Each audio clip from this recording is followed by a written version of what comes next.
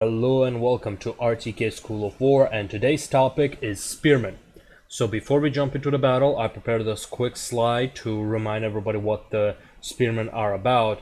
In a nutshell, Spearmen are the defensive version of the swords. They're great for defense, they're great at the frontal combat, especially with the phalanx mechanic that has been added. They have always been anti-cavalry, and they have a decent speed, but because of the phalanx, they are not very mobile, so they'll not be able to turn very well.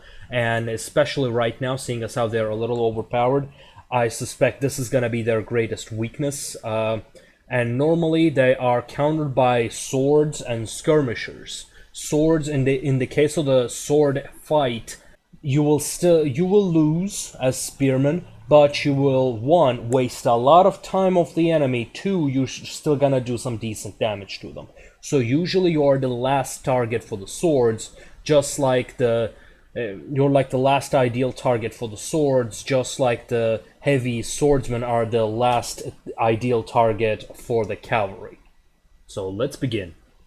Alright, and here we have the demonstration of the points that I've just talked about.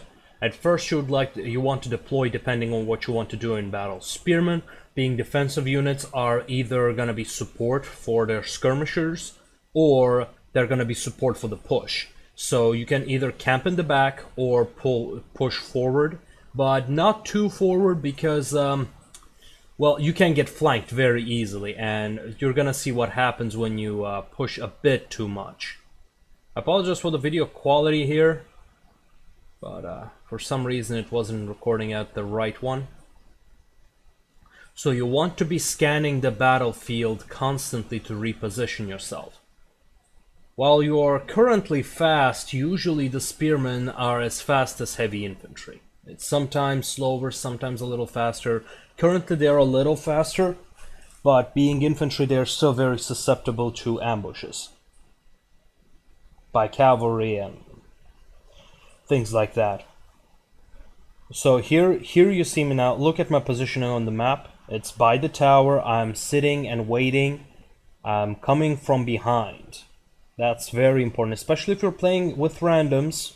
You want to play safe, because most oftentimes heroics are gonna get you killed with very little gain. Those kinds of pushes are only good if you're playing as a party. If you're pushing as a party, that's a different deal, of course.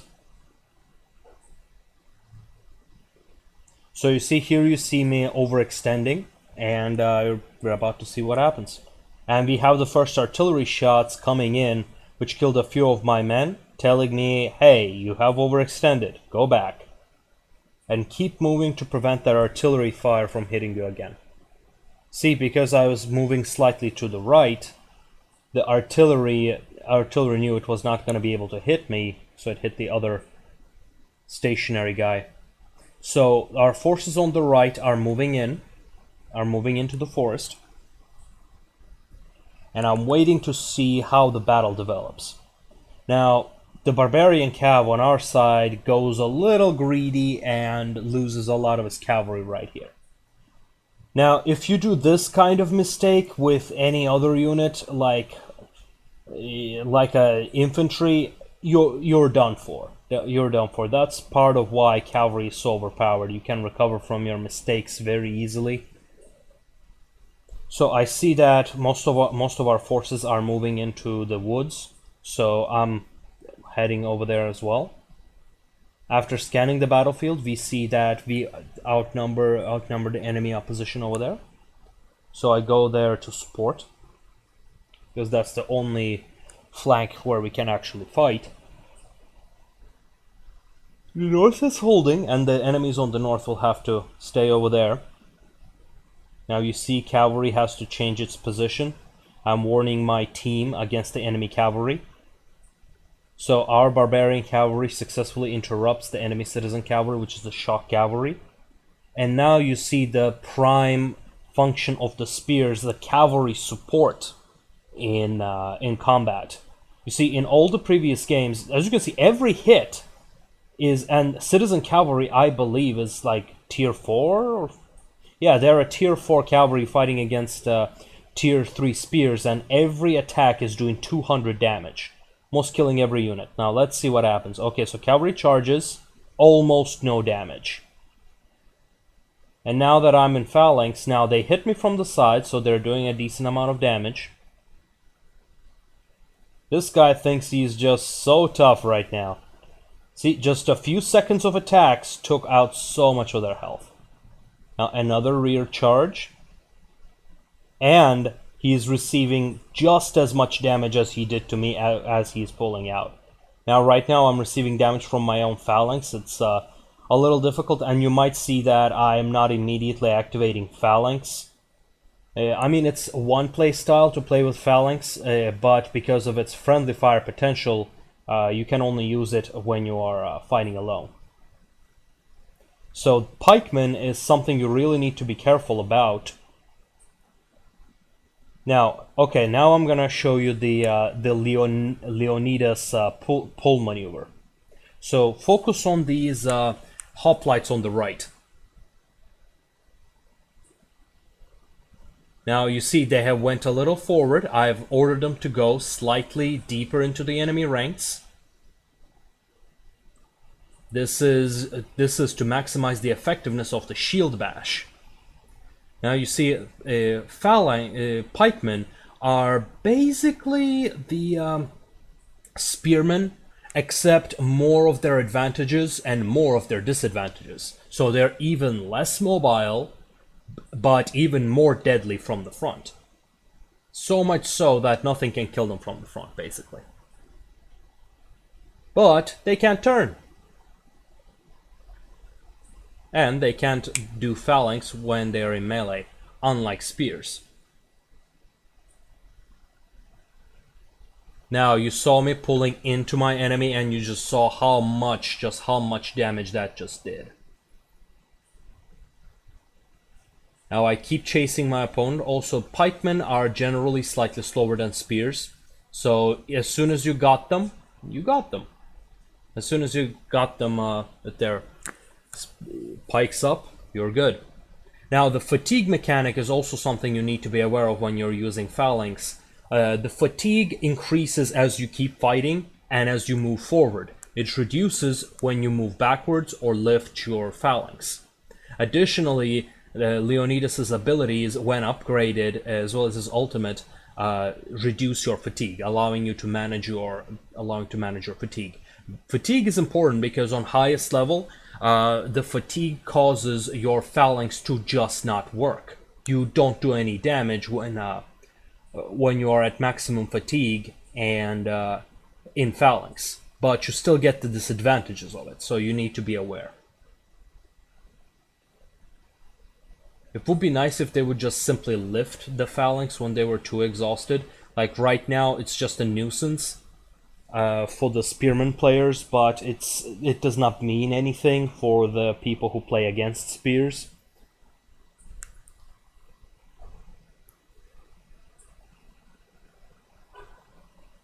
And now you see the artillery shooting a blob over there. That's why you don't want to blob.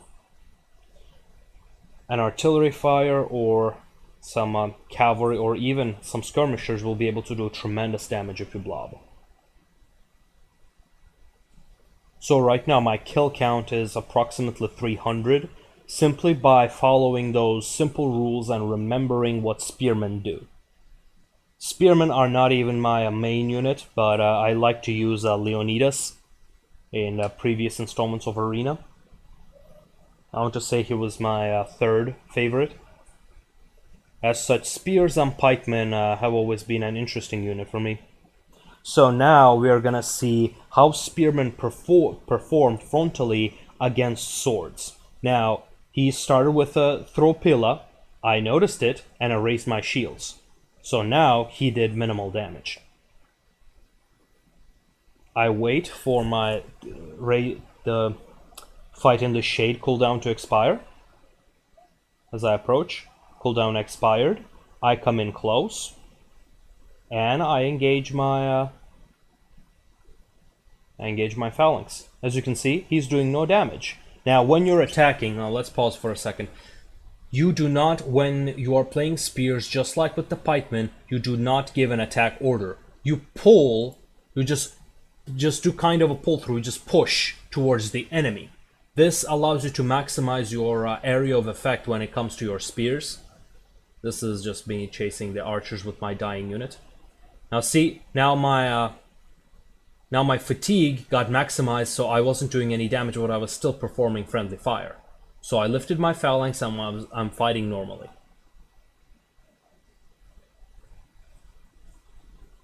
So because of that cavalry support, he routed, and my almost wounded spearmen managed to defeat a tier 4, one tier above unit that it's countered simply because of its positioning.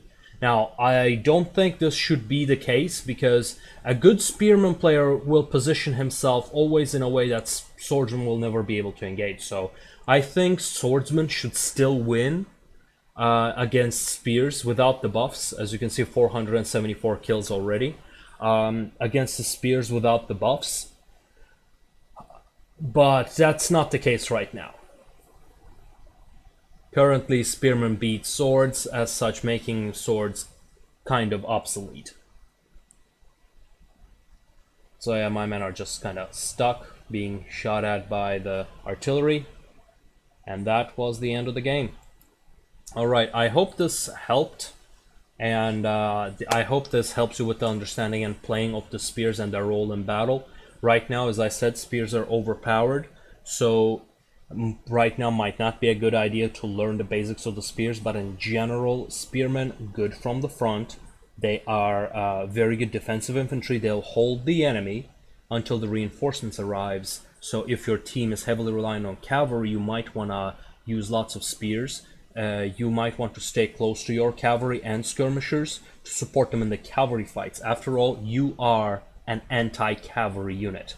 You have a huge bonus against cavalry, and any decent cavalry player would stay so far away from you, you will forget existence of the cavalry. And you saw what happens even when the cavalry is in its current state, much more overpowered than the spears. They still take tremendous damage, so that mechanic still stays. I hope this helps. Have a good night.